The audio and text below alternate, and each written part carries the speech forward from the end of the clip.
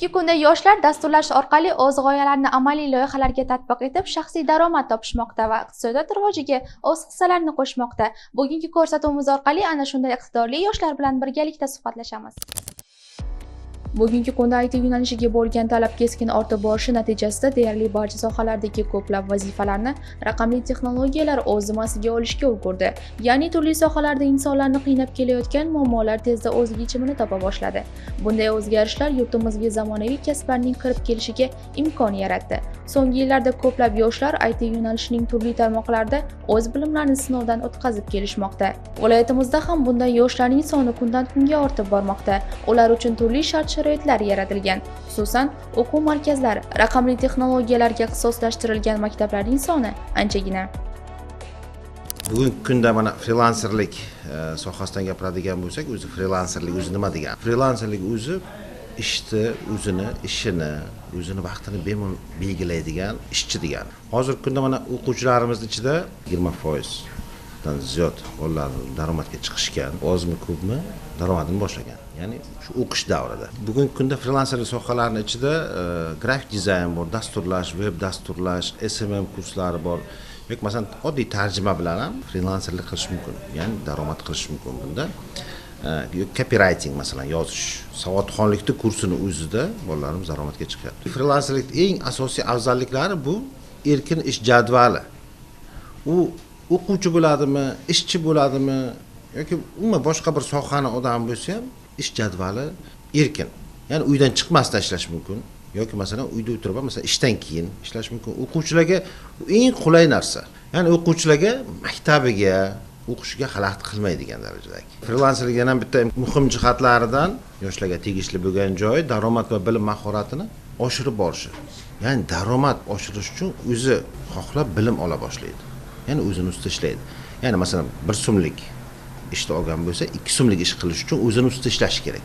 Eng muhim jihatlardan shu, ya'ni o'zini ustida doimiy ish olib borishi. Bu yoshlar uchun eng katta imkoniyatlardan biri bu. Bugungi kunda kasbni o'rganib, misol uchun xalqaro bozorda ishlash mumkin.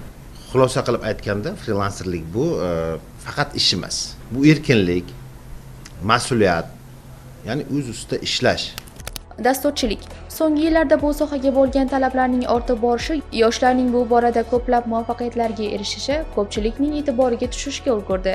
Ko'plab ota-onalar ham farzandlarini maktab yoshidanoq bu sohaga yo'naltira boshlashdi. Hozirda bu o'quv markazida ham yosh bo'lishiga qaramasdan ilk yutuqlarga erisha boshlagan yoshlarning soni ortib bormoqda. Dasturlash o'zi bu erkin yo'nalish hisoblanadi. Ya'ni o'quvchi o'zi misol uchun qanaqadir bir muammoni ko'radi, hayotda bo'layotgan qanaqadir bir muammoni osonlashtirish uchun yokida o'zini ishini osonlashtirish, biror bir ishni avtomatlashtirish uchun dasturlashni o'rganadi. Dasturlashni bilgan kishi hayotda ko'rgan har qanday muammosini oson yo'l bilan yechib ketishi mumkin. Dasturlash tilini o'zini umumiy dasturlash algoritmlari bor. Mana shu algoritmlarni bir marta o'rganib olsa, istagan dasturlash tilini osonlik bilan o'rganib, shu sohada ketishi mumkin.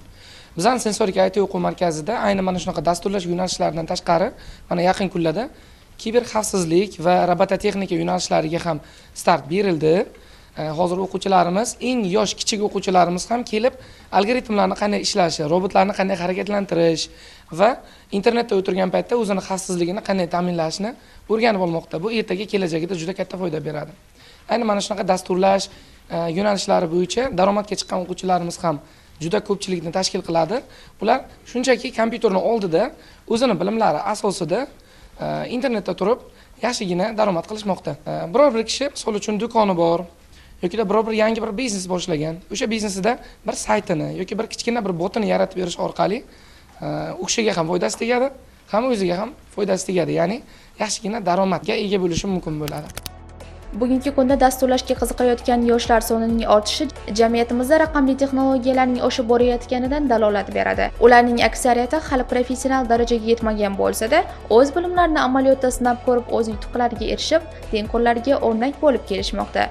Bu o'quv markazidagi yoshlarning aksariyati yosh bo'lishiga qaramasdan yaratgan dasturlari bugungi kunda ko'plab insonlarga xizmat qilib, ancha foyda keltirmoqda. Hamma kasbni qiyinchilik bo'ladi, shu bilan dasturlashni ham. Dasturchilikda eng qiyini bu asosan ko'z charchovi bo'ladi. Shuning bilan stress bo'ladi. Ayrim payt shu kod o'xshamagan payt, dastur ichga tushmagan payt stressiz bo'ladi ozgina. Shuning bilan biz o'shanga harakat qilgan holda o'sib borib kelamiz hozir. Men hozirgi paytda o'z daromadga chiqqanman. Hozir 2-3 ta joy bilan ishlayman, o'quv markazlari bilan. Men o'zim yaratgan proyektlarimdan biri bu test tekshiruvchi bot bo'lgan. Ikkinchisi chek apparatlar bilan kafelarga qo'yiladigan apparatlarni avtomatlashtirish bo'lgan. Bu bilan har xil daromad topganman. 500 mingdan boshlanib 4-5 milliongacha chiqqan. Dasturchilikni 2 yil davomida o'rganib kelyapman. Boshdan boshlangan hammasi. Ustozlarim Ozodbek Sobirjonovich bo'lganlar. Ulardan hozirgi kunda front-end, back-end kurslarini davomiylikda o'rganib kelganman. Men hozirda 14 yoshdaman va 2 yildan buyon o'quv markaziga kelaman. Kompyuterga uncha qiziqishim bo'lmaganman, lekin dadam shu ochilganini bilganlar, shunaqa joyni keyin qiziqtirib yurganlar bizani, kompyuter olib berganlar, notebook olib berganlar. Keyin sekin-sekin qiziqishim bo'lgandan keyin birinchi marta dadam bilan kelganimda, o'zim uncha xohlamaganman kelishni, keyin kelganimdan keyin mana shu rahbarlar bilan suhbatlashganimdan keyin shu daromad qilishni, shunaqa narsalarni aytgandan keyin endi baribir hamma yosh ham qiziqadi, yoshligini daromad qilishga. Keyin shu narsalarga qiziqqanman-da, birinchi bo'lib kompyuterda o'zini o'rganish uchun kompyuter soatxonlik kursiga kelganman. Kompyuter soatxonlik kursini tugatgandan keyin dasturlashga o'tganman-da, birinchi bo'lib front-end kursiga, keyin dasturlashni Python kursiga kelaman. O'rganishning o'zi asosiy maqsad, misol uchun bitta saytni mukammal qilib yaratmoqchi bo'lsangiz, bu front-end kursdan tashqari Python kursi ham kerak bo'ladi. Endi hamma dasturlash tilining ham o'ziga yarasha o'rni bor, lekin Python kursiga kelishimdan sabab shu dasturni mukammal qilish. Men hozirda endi dasturlarimni o'zim uchun yaratganman, lekin hozir sotuvga chiqmagan, lekin men shu logotip yaratib, birinchi qo'llab-quvvatlash shu o'zim oilamdan, ya'ni shu ota-onamning o'zlarining shaxsiy firmalari bo'lgan. Men ularga o'zlarining shaxsiy firmalari uchun logotip yaratib berganman. Keyin birinchi daromadim shu uydagilarning ota-onamdan bo'lgan. Logotip har xil bo'ladi. Dasturchilikda har doim dastur yaratilib tursa, logotipda har doim ehtiyoj bo'ladi.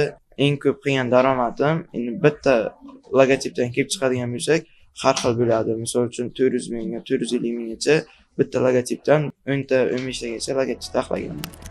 Bunday iqtidorli yoshlarimizning fikr-mulohazalarini tinglab turib, ular bu soha orqali nafaqat yutuqlarga, balki shu erishayotgan daromadlari orqali o'zlarining oilaviy daromadiga oz bo'lsa ham hissa qo'shishmoqda. Bugungi kunda viloyatimizda bunday yoshlarning soni ortib borayotganini ko'rib, ko'nglimizda faxr tuyg'usi ortib boradi.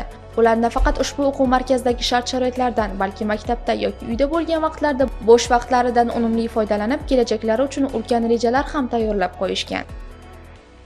Men hozirda 18 yoshdaman. Navoiy davlat konchilik va texnologiyalar universiteti iqtisodiyot fakulteti 1-kursda o'qiyman. Men bo'sh vaqtlarimda qayta o'quv markazida kelib shug'ullanaman. Kompyuter savodxonligi va Quark platformasida mustaqil ishlashni o'rgandim. Men bu saytda ustozim yordamida qanday qilib kirishni va qanday ishlashni o'rgandim.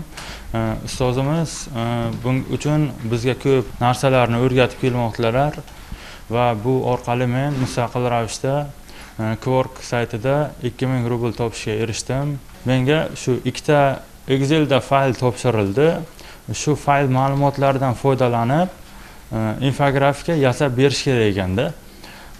Men shuni bajarib o'z egasiga taqdim etib, shu summani qo'lga kiritdim. Bu mening birinchi muvaffaqiyatim bo'ldi. Bu hali boshlanishi deb o'ylayman. Va bundan keyin yana ko'proq vazifalarni olib, uydagilarimga o'z hissamni qo'shmoqchiman. Kelajakda shu IT sohasini o'rganib, dasturchi bo'lmoqchiman va buni orqasidan o'zim, ustozim va uydagilarni xursand qilmoqchiman. O'quvchilarimiz bizani kurslarda o'qib chiqqanidan so'ng xalqaro sertifikatlarni ham qo'lga kiritishmoqda. Xalqaro sertifikatni qulaylik tomoni shundaki, nafaqat bizani o'zimiz bozorda, balki chet elda ham katta davlatlarda, ulardagi universitetlarda ham xalqaro sertifikatlarning o'rni juda katta. Xalqaro sertifikat o'sha o'quvchini bilim darajasini ko'rsatib beruvchi hujjat desak ham bo'laveradi. Endi shu xalqaro sertifikatdan tashqari bizning o'quv markazida ayni o'sha dasturlash, kompyuter savodxonligi, klaviaturada tez yozish, o'quvchilarni IT savodxonligini oshirish maqsadida olimpiadalar ham tashkil qilingan.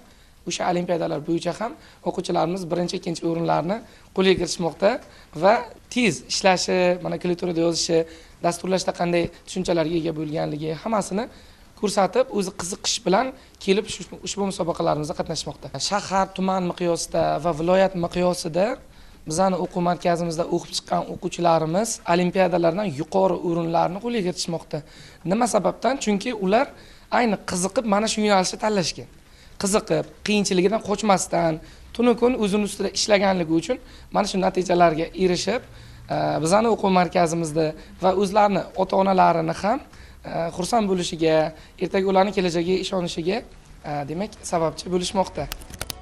Bugun ular turli xil to'siqlarga duch kelishlari mumkin, lekin umidlarini so'ndirmasdan doimo olg'a intilishmoqda. Ular bilan suhbat jarayonlarida o'z dasturlarini yaratayotgan vaqtlarda turli xil qiyinchiliklarga duch kelishganini, ba'zida o'z salomatlariga ta'sir qilgan vaqtlar bo'lganini ham aytib o'tishdi. Buni tinglab turib, shuni aytish joizki, qiyinchiliklar ortida albatta ulkan zafarlar turadi. Hozir ular yosh bo'la turib, o'zlariga bo'lgan ishonchlari va qat'iyat bilan oldinga intilishlarini ko'rib, kelajakda albatta yurtimizga munosib farzand bo'lishadi deb ayta olamiz.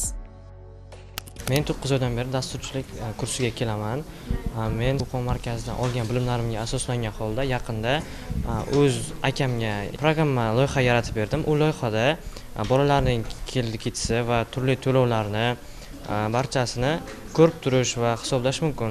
Agar uni odamni o'zi qiladigan bo'lsa, ko'p vaqtlar ketishi mumkin va qiyinchiliklar bo'lishi mumkin.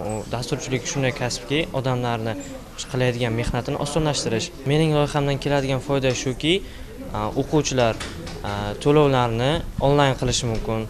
Keldi-ketdilari, barcha qancha nechida ketdi, nechida keldi, nechta guruh mavjud, bitta guruhdan qancha foyda kelyapti yoki bo'lmasa qaysi o'quvchi to'lov qilgan shu oyga yoki qaysi o'quvchi to'lov qilmagan, mana shularni ko'rib turish mumkin.